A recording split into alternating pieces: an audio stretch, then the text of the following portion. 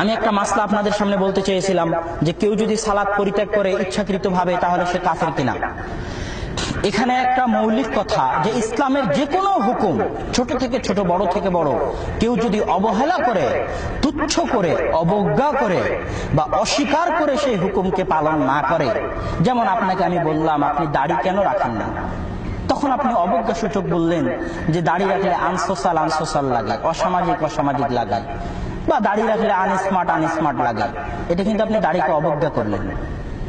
এইরকম অবজ্ঞা করে যদি আপনি দাড়ি না রাখেন তাহলে আপনি কাফের।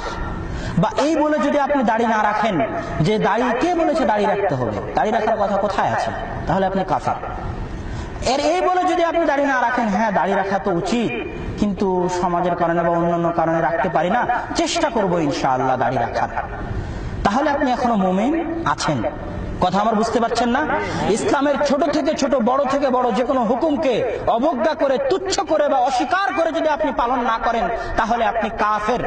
আর যদি আপনি বিশ্বাস করেন এই হুকুম পালন করা আমার উচিত কিন্তু কোনো কারণে আমি পালন করতে পারছি না, এই জন্য আমি দুঃখিত, এই জন্য আমি অনুতপ্ত, কিন্তু আমি চেষ্টা করব পালন করার জন্য, তাহলে আপনার খাতায় গুনাহ লেখা হবে কিন্তু আপনি এখনো কাফের হয়ে যাননি, আপনি এখনো মুমিন আছেন। মুমিনুন ফাসিকুন, আপনার ক্ষেত্রে বলা হবে যে ফাসিক, ওই ব্যক্তির ক্ষেত্রে বলা হবে ফাসিক, কাফের নয়।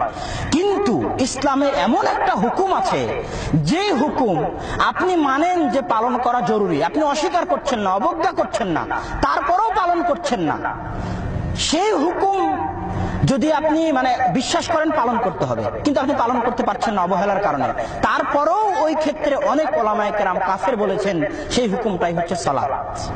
আপনি বিশ্বাস করেন সালাত আদায় করতে হবে কিন্তু আপনি এটাও বলছেন যে আমি চেষ্টা করবো ইনশাআল্লাহ, রিকশা চালাইতেও খুব ক্লান্ত থাকি, পারি না, তো চেষ্টা করব। তো কোনো কারণ আপনি বিশ্বাস করেন, আপনি পালন করতে চান, আপনি অনুতপ্ত, পালন করতে পারছেন না কিন্তু তারপরও পালন করেন না, অনেক ওলামায়ে কেরাম বলেছেন আপনি কাফের। ইমাম আহমদ বিন হাম্বল বলেছেন আপনি কাফের, আপনাকে হত্যা করতে হবে।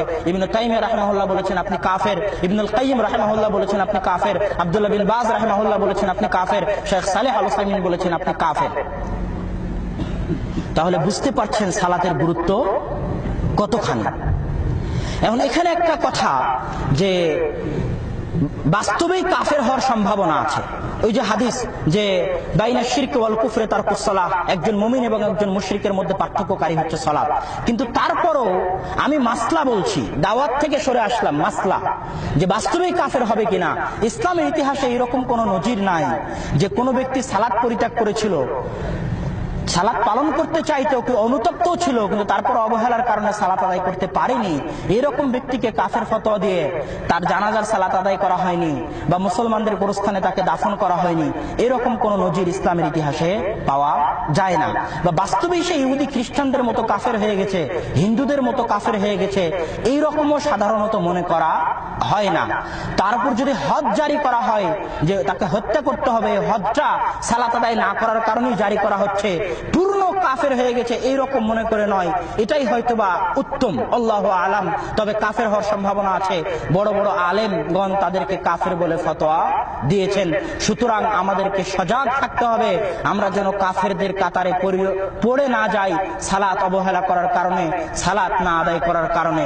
এই পর্যায়ে আমি আপনাদের সামনে পেশ করব যে সালাত আমি এবং আপনি কেন পড়ব।